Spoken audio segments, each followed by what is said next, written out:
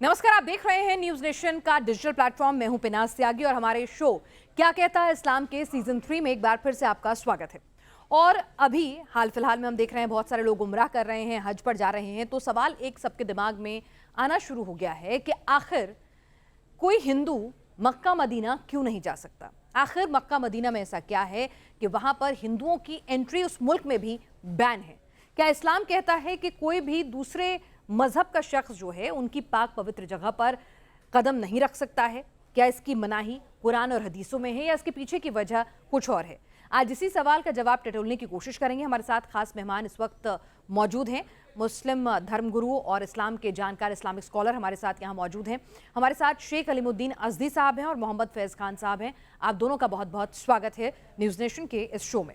सबसे पहले मैं आपसे जानना चाहूँगी शेख अलीमुद्दीन अज़दी जी कि एक बार फिर से लोग हज के लिए जा रहे हैं। बहुत ही पवित्र फ़र्ज़ है एक सच्चे मुसलमान का।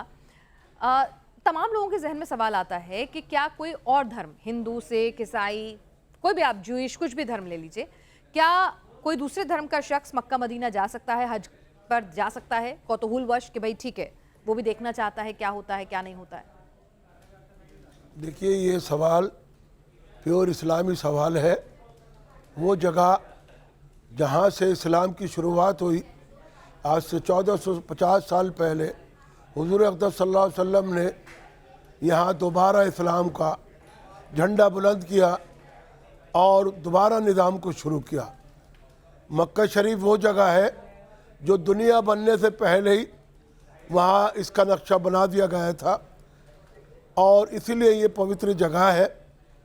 यहाँ जो है साहिब इस्तिताअत जिसके पास इतना पैसा है ज़रूरत से ज़्यादा कि वो हज करे, उसको हुक्म है साल में एक मरतबा हज ज़रूर करे, कम से कम उम्र में एक मरतबा हज ज़रूर करे। रहा सवाल हज एक साल में एक मरतबा होगा, उम्र जब चाहे कर ले। लेकिन जहाँ तक का सवाल आपने कहा कि वहाँ गैर मुस्लिम क्यों नहीं जा सकता, ये एक चर्चा का विषय है। इसलिए क्योंकि ये हमारा प्योर धार्मिक स्थान है और यहाँ हम हज के अरकान अदा करने के लिए जाते हैं। हज उसको कहते हैं हम जो इस्लाम में ने शुरुआत से में जो 5 चीज़ें रखी, रोज़ा, नमाज, हज, ज़कात, उसमें से एक रुकन हज का भी है। यहाँ मुसलमान हर साल पूरी दुनिया से जाते हैं और वहाँ हज अदा करते हैं और सुन्नत इब्राहिम को ज़िंदा करते हैं।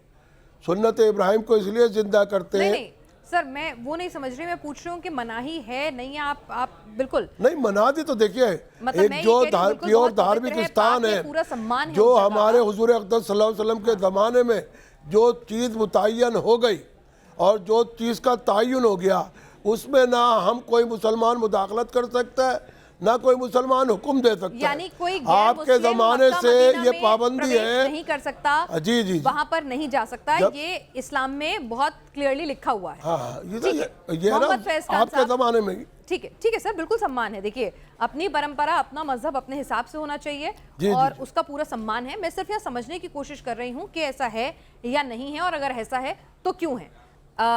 सबको अपने अपने धर्म की अपने हिसाब से, अपनी परंपराओं के हिसाब से और जो रिवायतें उनके हिसाब से उसको मानने का पूरा हक हिंदुस्तान की ज़मीन देती है। हमारे साथ यहाँ पर दूसरे इस्लामिक स्कॉलर भी जुड़े हुए हैं। मोहम्मद फैज़ खान साहब, आपसे समझना चाहूँगी कि क्या कुरान हदीसें कहती हैं कि मक्का मदीना जैसी जगह पर किसी भी हिंदू सिख ईसाई या किसी भी दूसरे धर्म के व्यक्ति का प्रवेश अनुचित है, उसकी मनाही है?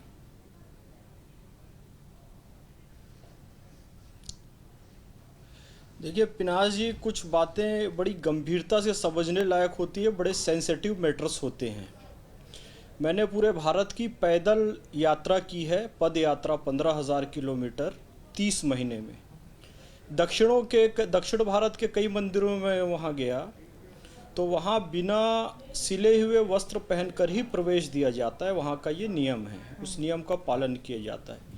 ठीक इसी तरीके से जो कलमा पढ़ता है ला इलाहा इल्लल्लाह मुहम्मदुर रसूलुल्लाह, यानी कि मैं अल्लाह की इबादत करता हूँ, अल्लाह के सिवा किसी की और इबादत नहीं करता हूँ और पैगंबर हज़रत मोहम्मद सल्लल्लाहु अलैहि वसल्लम को अल्लाह का रसूल मानता हूँ। ऐसा जो कलमा पढ़ता है, मंत्र पढ़ता है, केवल वही व्यक्ति काबा शरीफ में प्रवेश कर सकता है। ये एक आइडियल बात है। अब आगे सुन लीजिए।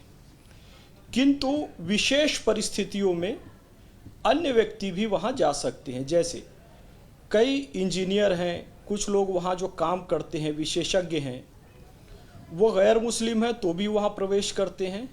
एक बड़ी घटना 1979 में हुई थी। 1979 में एक व्यक्ति ने दावा किया कि वो इमाम मेहदी है।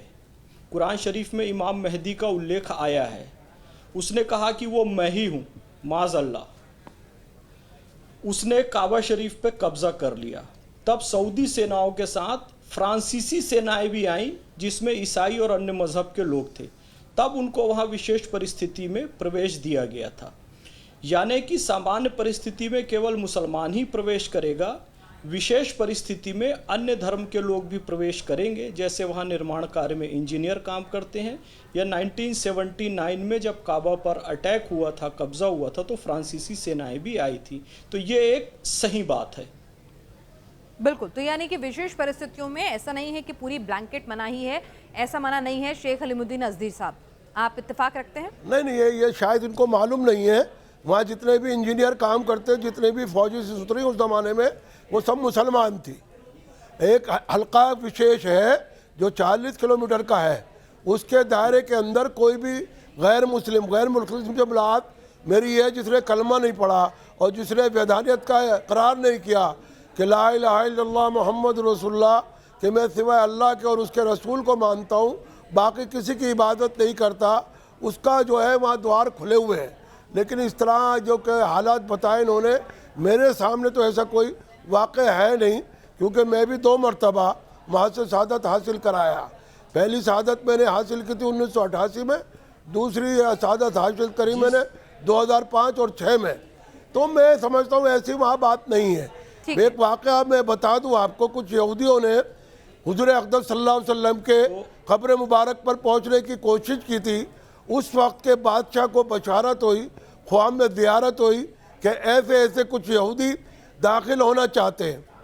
तो बादशाह ने मुनादी करा दी और उन लोगों को गिरफ्तार करके जेल में डाल दिया गया। ऐसा कोई वाक़या हमारे सामने नहीं मिलता है, क्योंकि वहाँ जो हदूद हरम शरीफ है, जिसको हम हदूद मानते हैं, यानी कि ये निशान लगा दिया गया, एक बोर्ड लगा हुआ है बहुत बड़ा, उस पर लिखा हुआ है यहाँ गैर मुस्लिमों का आना मना है। तो हमारे सामने तो ऐसी कोई बात गुजरी नहीं। ठीक है, मैं मोहम्मद फैज़ खान साहब आपसे भी सुनना चाहती हूं, क्योंकि शेख हलीमुद्दीन अज़दी साहब कह रहे हैं कि नहीं, 40 किलोमीटर का दायरा ऐसा है जहां पर कोई भी काम करने वाला, चाहे वो इंजीनियर हो, इलेक्ट्रीशियन हो, कोई भी काम करने वाला जो भी शख्स होगा, वो सिर्फ और सिर्फ मुस्लिम होगा, इजाज़त नहीं है। और भी अपने सपोर्ट में वो कुछ इंसिडेंट्स का हवाला दे रहे हैं। आप क्या अपनी बात पर कायम हैं या उसमें कुछ आप दुरुस्त करना चाहेंगे? देखिए अलीम भाई, मैंने पहले ही कहा है, जो बात आपने कही है कि जो कलमा पढ़ता है वही जा सकता है। माशाल्लाह आप 2 बार हज कर चुके हैं। मैं अपनी बात पर कायम इसलिए हूँ क्योंकि आप सामान्य परिस्थितियों में गए थे, तो सामान्य परिस्थितियों में आपको सिर्फ वहाँ मुस्लिम ही दिखाई देंगे। जो किसी विशेष कार्य के लिए टेक्नीशियंस की ज़रूरत पड़ती है, और फिर माफ़ी चाहूँगा ये बात बार बार रिपीट करना मुझे अच्छा नहीं लग रहा है कि 1979 पे कुछ लोगों ने काबा पर कब्ज़ा किया था, इमाम मेहदी होने का दावा किया था। तब सऊदी आर्मी के साथ फ्रेंच आर्मी, फ्रांस की सेना भी गई थी वहाँ पर काबा शरीफ को उनके कब्ज़े से छुड़ाने के लिए। तो इसलिए विशेष परिस्थिति, और इस्लाम इसकी इजाज़त देता है। जैसे बहुत सारी चीज़ों की मुमानियत है, हम नहीं खा सकते, हम नहीं पी सकते, इस्लाम में स्पष्ट बना है। लेकिन यदि जान पे बात आ जाए और सिर्फ वही चीज़ मौजूद है जो इस्लाम में मना है, तो जान पे बात आ जाए तो हम उसको खा सकते हैं, उसको पी सकते हैं। जैसे alcohol is strictly prohibited in Islam, शराब इस्लाम में बिल्कुल मना है। लेकिन लोगों को कभी बीमारी हो जाती है, ऐसा लगता है कि जान चली जाएगी या कुछ हो जाएगी, तो अल्कोहल वाली दवाई पीते हैं। और मुफ्ती जो मौलाना साहिबान हैं उसको कहते नहीं, ये इस्लाम के हिसाब से जायज़ है, क्योंकि जान बचाने के लिए उस वक्त उस दवाई का या उस खाने का इस्तेमाल किया जा सकता है। वही बात है। तो इस पे हमको बहुत ज़्यादा मतलब जिद नहीं करनी चाहिए। माफी को मोड़ दिया, विशेष परिस्थिति में जा सकते हैं। उसमें आपने आपको मौजू को मोड़ दिया। आप दवा जो है एक डॉक्टर बना रहा है, एक साइंसदान जो है ना, उसका मुरक्कबा तैयार कर रहा है। हमें नहीं पता उसके अंदर शराब है, एल्कोहल है, क्या है। हम ये समझ रहे हैं कि ये जान बचाने के लिए दवा है। उस पर यह नहीं लिखा हुआ ये हानिकारी है, उस पर यह लिखा हुआ है कि ये कैंसर की दवा है जो ज़रूरी है पेशेंट को लेना, ना कि ये बताया जा रहा है उसके मोहम्मद अंदर फैज खान साहब भी यही एल्कोहल कह है। रहे हैं कि मक्का मदीना में अगर कभी ऐसी परिस्थितियां मौजूद हों कि देखिए- जहां पर अगर एक ऐसे शख्स की जरूरत है जो गैर मुस्लिम है लेकिन काम वही कर सकता है, तो उसकी इजाजत है आने की, उसे नहीं, कलमा मैं तो पढ़ने ये की जरूरत नहीं समझता है। हूँ वहाँ टर्की के लोग काम उसको करते allow किया जाए। हैं, और इस्लामी 1979 ममालिक के का काम इतिहास करते उठाकर देख हैं। इस पर हमें बहस पर नहीं जाना चाहिए। आपने जो टॉपिक किया वो बड़ा अच्छा था त्यागी साहिबा, उसी पर हम कायम रहे तो अच्छा रहे। जी चलिए ठीक है, आपकी विरोधाभासी बात है। यहाँ पर मोहम्मद फैज खान साहब के पास अपने इंसिडेंट्स हैं, रेफरेंस हैं उसे बताने के लिए, और आपका अपना जो है देखिए मैं बस पिनाज जी, जी बिल्कुल। देखिए इसमें तो क्या है, खांसी जब होती है उसमें तो जान जाने की बात नहीं होती है, और सबको पता है कि कफ सिरप जो होता है उसमें अल्कोहल होता है, फिर भी ये सब ले लेते हैं। और खांसी में जान भी नहीं जाती है, फिर भी क्यों लेते हैं भाई? नहीं लेना चाहिए। किसको नहीं पता है कि कफ सिरप में अल्कोहल उसके होता है? इंग्रेडिएंट्स में लिखा होता है, और साहब, विशेष ना ओवर द आप काउंटर डॉक्टर हैं, इस्लाम ना में मैं डॉक्टर लचीलापन हूं, दिया ना है। आप साइंसदान हैं, ना मैं साइंसदान हूं। ये छोड़ दीजिए आप नहीं टेक्निकल लोगों शेख पर। अलीमुद्दीन जी सुनिए मेरी बात, उसके लिए साइंसदान होने की जरूरत नहीं है।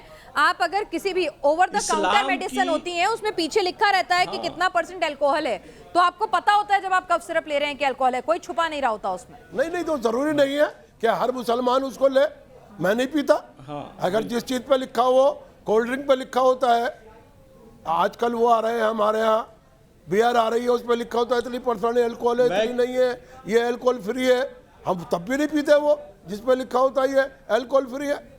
नहीं मैं इस्लाम की बात कर रही हूँ, आपकी नहीं। इस्लाम मैं इजाजत इस्लाम की देता बात है कर कि रहा हूँ। नहीं? हर मैं वो इस्लाम की बात मुसलमान कर रही हूँ। जो देखिए इस यहाँ चीज पर को शो जो जानता है है और मकसद अमल आप करता है, दोनों वो नहीं इस्लाम पीता। के जानकारों का बुलाने का यही था कि इस्लाम को लेकर कई लोग भ्रम फैलाते हैं, अलग अलग तरह की बातें करते हैं, तो एक क्लैरिटी आ जाए आप लोगों की जी, समझ जी। से कि भाई, तो यानी कि मोहम्मद फैज खान साहब कह रहे हैं कि इस्लाम में कहीं नहीं लिखा देखिए- है कि दूसरे धर्म के लोग जो हैं विशेष परिस्थितियों में भी प्रवेश नहीं कर सकते वहां पर, अगर जरूरत पड़ेगी तो करेंगे, मना ही नहीं है। हाँ प्रेफरेंस दी जाती है कि ना जाएं। बिल्कुल अजीज साहब सही बोला मैंने?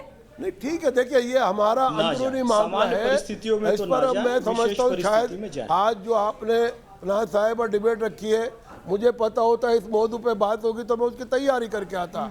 रहा सवाल ये कि जो सीधा सीधा हमारा हज सीजन चल रहा है, जो ईद के बाद शुरू हो जाता है, मैं समझा उस पर बातचीत होगी, उतनी बात पे तैयार करके लाया, नहीं, कोई उसी नहीं, को कोई लाया।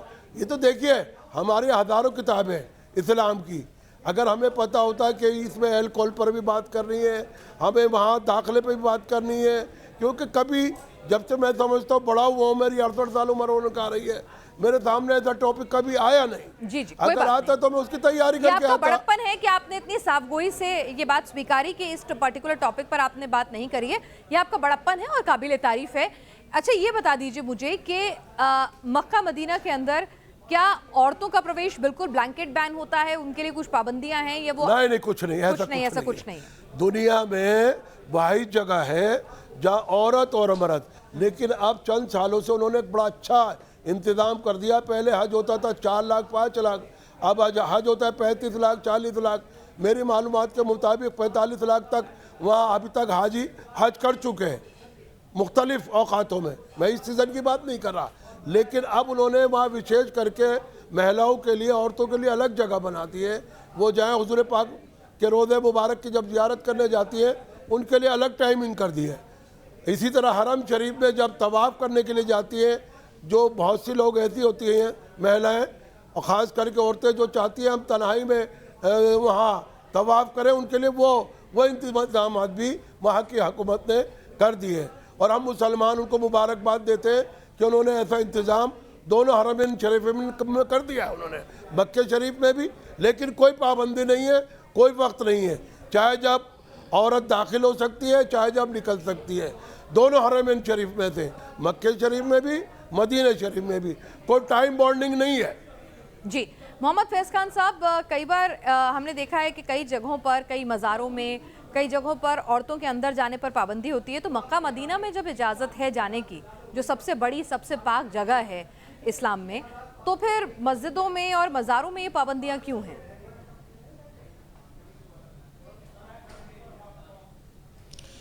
देखिए, इस्लाम में एक अल्लाह को मानने वालों का इस्लाम है, जो अल्लाह के सिवा किसी और की इबादत नहीं करते हैं। पैगंबर हज़रत मोहम्मद सल्लल्लाहु अलैहि वसल्लम को अल्लाह का रसूल मानते हैं।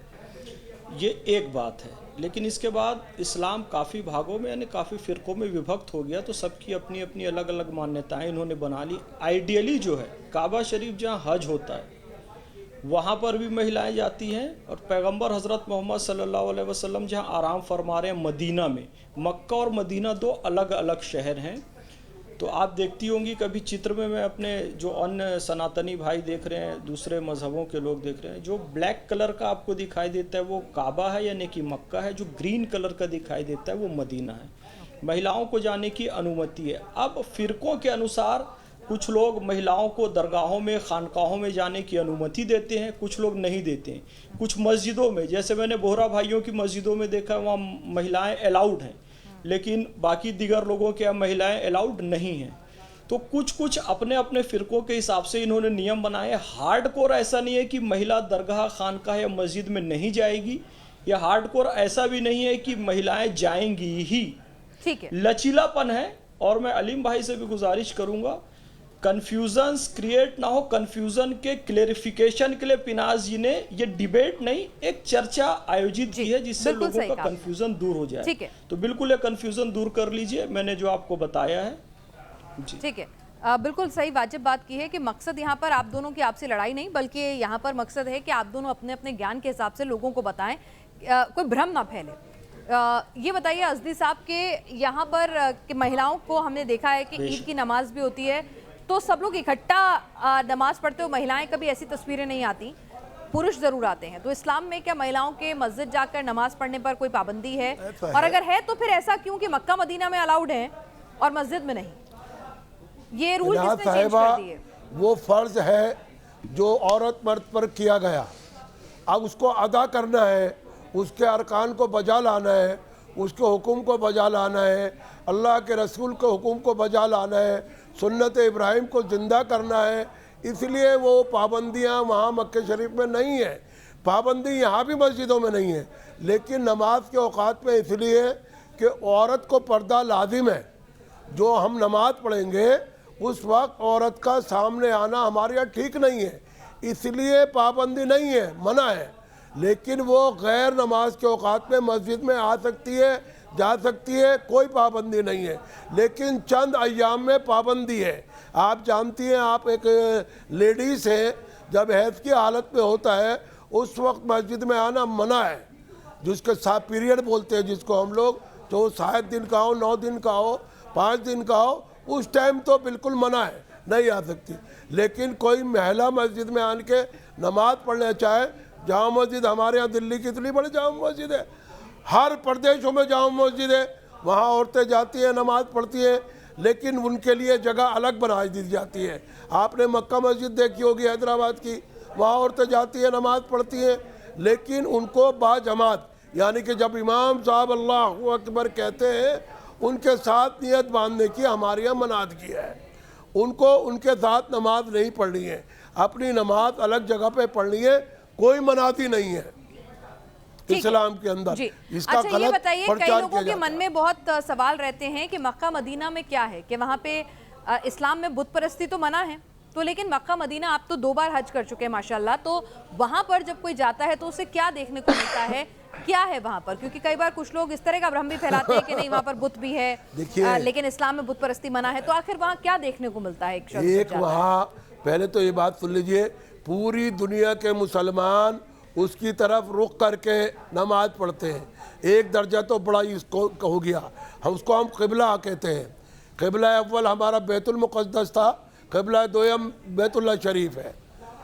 तो जब से हुज़ूर पाक सल्लल्लाहु अलैहि वसल्लम इस दुनिया में तशरीफ़ लाए और आपने हुक्म दिया कि आप बैतुल्लाह शरीफ की तरफ नमाज पढ़ेंगे मुँह कर कर, जब से नमाज पढ़ी जाती है। वो 4 दीवारी का एक कमरा है, ना कोई उसके अंदर विशेष करके कोई चीज़ है। आज उसके ऊपर सोने का गिलाफ उड़ाया जाता है, किसी ज़माने में सादे कपड़े उड़ाए जाते थे उसके अंदर, लेकिन ये खिलाफ काबा शुरू से चढ़ता है इस पर। जब हज़रत मोहम्मद सल्लल्लाहु अलैहि वसल्लम आए, आपसे पहले हज़रत सैयदना इब्राहीम अलैहिस्सलाम, आपसे पहले दुनिया के पहले शख्स हज़रत आदम अलैहिस्सलाम, उससे लेकर जब दुनिया वजूद में आई, इंसान आया, तो यहाँ तवाफ वाजिब हो गया, यहाँ इबादत वाजिब हो गई। कहते हैं जब यहाँ गैरुल्लाह की इबादत की जाती थी और मुसलमानों का गलबा कम था, जब मुसलमानों का गलबा हुआ, हुज़ूर अक़दस सल्लल्लाहु अलैहि वसल्लम ने अल्लाह ताला का ख़ास पैगाम पहुँचाया, कुरान आप पर नाजिल हुआ, उस पर सारा निज़ाम बन गया इस्लाम का। तो उसके बाद ये तरतीब बन गई कि हम सब मुसलमान हुज़ूर अक़दस सल्लल्लाहु अलैहि वसल्लम के बताए हुए क़िबले की तरफ नमाज पढ़ेंगे।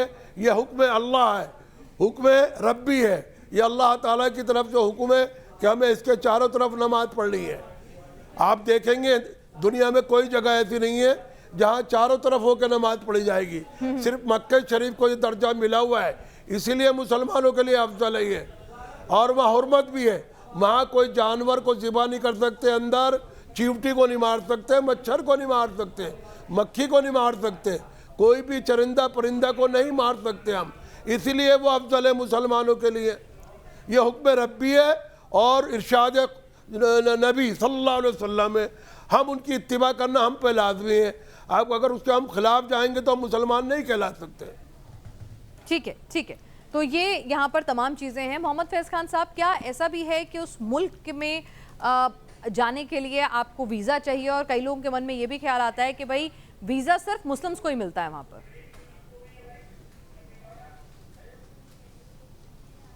मतलब इस्लाम में मनाही नहीं है, उस मुल्क ने इस तरह की मनाही बंदिशें लगाई हुई सऊदी अरब भी एक नहीं, उस पर्टिकुलर रीजन की बात कर रही हूँ। कई बार जब वीजा देते हुए आप उस वीजा को एक लोकेलिटी तक नहीं लोकेलिटी तक सीमित रख देते हैं कि भाई ठीक है, जैसे आप पाकिस्तान जाएंगे तो पत्रकारों को सिर्फ इस्लामाबाद का या लाहौर का या एक ही जगह का वीजा मिलता है, पूरा पाकिस्तान नहीं घूम सकता कोई वहाँ। तो ऐसे ही कुछ रिस्ट्रिक्टेड वीजा मिलता है दूसरे धर्म के लोगों को, ऐसी भी खबरें आती हैं, तो इसलिए हम क्लैरिटी चाहते हैं।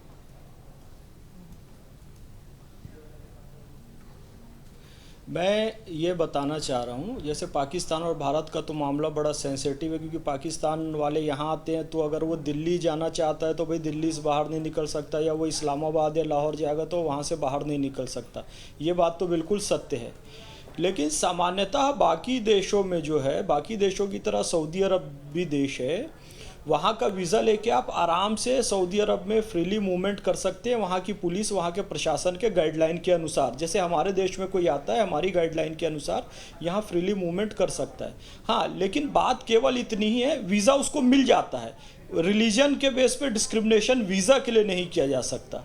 बस उसमें इतना लिखा जाता है, या इतनी उसमें परमिसेबल जो जगह हैं वहाँ जा सकता है, और काबा शरीफ में प्रवेश का तो है ही नहीं, उस पर काफ़ी सारी बातें हो चुकी हैं। मैं थोड़ा सा अलीम भाई की बात को आगे बढ़ाना चाहूँगा कि काबा शरीफ जो है, ये बहुत बड़ी गलतफहमी है लोगों में कि वहाँ पर कोई और चीज़ रखी हुई है, इबादत की कोई और चीज़ है या कोई प्रतिमा है। ऐसा कुछ भी नहीं है। बिल्कुल वहाँ 365 प्रतिमाएं थीं, लेकिन पैगंबर हज़रत मोहम्मद सल्लल्लाहु अलैहि वसल्लम के समय में। लेकिन उन्होंने जब एक अल्लाह की बात की कि एक अल्लाह के सिवा किसी की इबादत नहीं करनी है, तो उन 365 प्रतिमाओं को हटा दिया गया। काबा शरीफ जो ब्लैक कलर का लिहाफ आप देखते हैं वहाँ पर वो है, वो केवल एक कमरा है। एक हाँ, वो किसकी थी 365 प्रतिमाएं जो थी? जो 365 बुत वहाँ थे, प्रतिमाएं जो थी जिनको डिस्ट्रॉय किया गया एक अल्लाह के नाम पर, वो किसकी थी?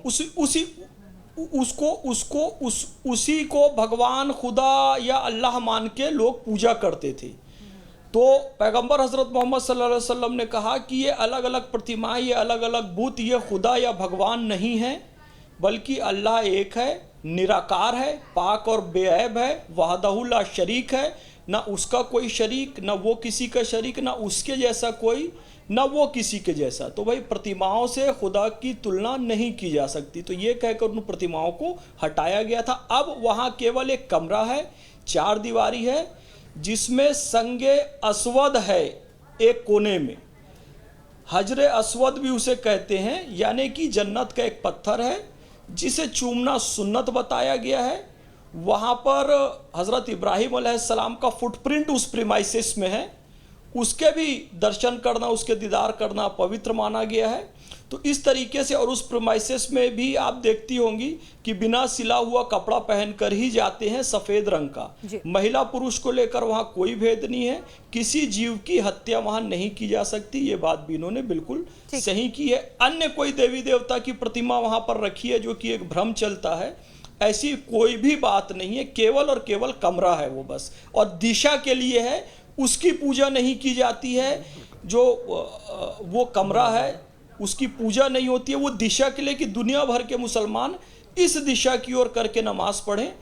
पहले बैतुल मुकद्दस यानी इज़राइल की ओर करके नमाज पढ़ते थे, जहाँ पर यहूदियों का टेम्पल है, और वहीं पर ईसा मसीह को सूली दी गई थी कहा गया है। वहीं से पैगंबर हज़रत मोहम्मद सल्लल्लाहु अलैहि वसल्लम जन्नत की तरफ गए थे मेराज की रात में। तो तीनों धर्मों के लोगों के लिए वो इज़राइल पवित्र भूमि है। पहले मुसलमान उधर ही मुँह करके नमाज पढ़ते थे, बाद में पैगंबर हज़रत मोहम्मद सल्लल्लाहु अलैहि वसल्लम ने फिर उसको काबा की तरफ मुतवज्जो कर दिया। ठीक है, आपने बहुत डिटेल में सारी बातें समझाई हैं। शेख अलमुद्दीन अज़दी जी भी यहाँ बैठे हैं। तो ये जो कॉन्सेप्ट है कि वहाँ पर 365 प्रतिमाएं थी, उनको तोड़ा गया, तो उसकी असलियत यही है जो फैज़ खान साहब बता रहे हैं कि वहाँ पर 365 बुत थे, उन्हें तोड़ा गया, फिलहाल कोई बुत नहीं है।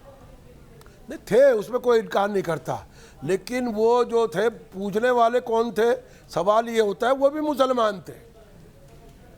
जब वो लिया ईमान, उनसे पूछा गया भाई हाजित रवा कौन है आपकी, कहा ये बुत आपकी हाजित रवा पूरी कर सकता है, कि नहीं। आपने कहा मांगो इनसे, पूछो, कोई जिंदा हो सकता है, कोई आपकी मुराद सुन सकता है, ना सुनने की क्षमता है ना देने की क्षमता है, तो ऐसे बुतों से क्या फ़ायदा। उनको साफ कर दिया गया, निकाल दिया गया वहाँ से। लेकिन ये कहना कि वो किसी धर्म विशेष के थे, ये गलत है। भाई आपसे पहले जो वहाँ लोग रहते थे मानने वाले, हजरत सैयदना इब्राहिम अलैहिस्सलाम के, या 1,24,000 आपसे पहले पैगम्बर आए कमोबेश, उनके मानने वाले थे। इसमें जो सबसे बड़ी गलतफहमी ये है, ख़ास करके हिंदुस्तान में, कि वो भगवान का रूप धारण करे हुए थे, ये कहना गलत है बिल्कुल। ना उससे कोई ताल्लुक़ है हिंदू मुसलमान से वहाँ। वो तो वो लोग थे जो ज़माने जहालत में, जहालत का मकसद समझ गई, जो इल्म नहीं जानते थे, पढ़े लिखे नहीं थे, वो ज़रूरत के मुताबिक वहाँ एक बुत रख दिया करते थे और उनकी इबादत करने लिया करते थे। लेकिन वो कोई गैर हिंदू नहीं थे।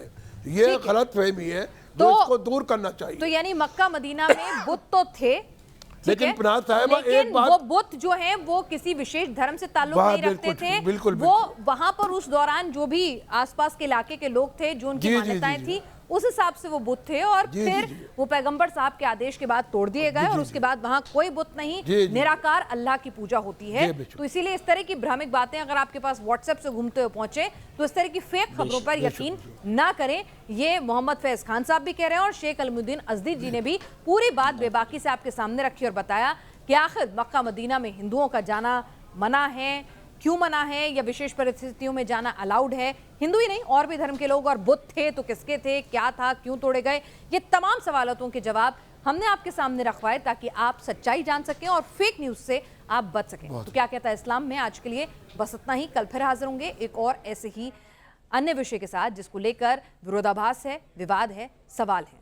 फिर भी हम आपसे कहेंगे कि आप भी खुद कुरान हदीसें पढ़ें, स्कॉलर से बातचीत करें, उसके बाद ही अपनी राय कायम करें, क्योंकि ये इन दोनों की राय थी, लेकिन इसके अलहदा भी राय हो सकती हैं।